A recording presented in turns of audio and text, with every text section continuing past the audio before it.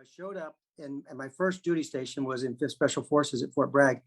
And so for 2 years, we traveled around different parts of the world.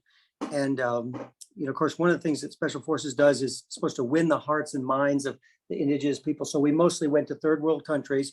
And I found out real quick that they don't send doctors to any place nice. Oh, If, really?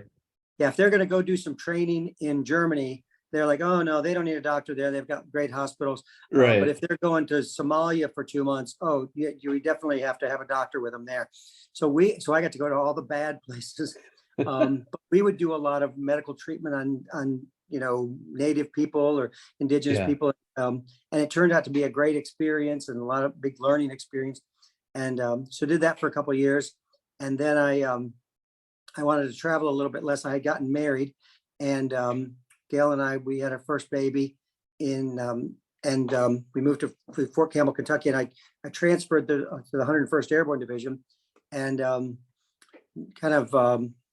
almost no sooner did I do that, I guess I had been there about a year, and the Iraq War, Gulf War came on.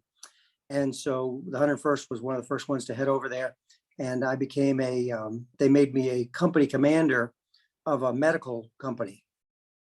And so I was kind of in charge of a frontline medical company in Iraq.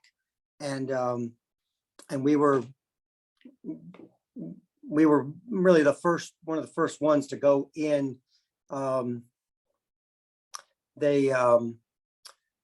the Iraq War started, they wanted to send people a couple hundred miles in behind enemy lines.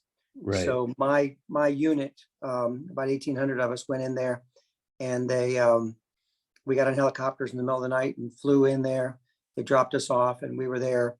And they told us that a tank unit was going to come by and kind of rescue us by about the 4th day. And I was pretty sure that wasn't going to happen, but sure enough, they showed up and saved us. And Wow.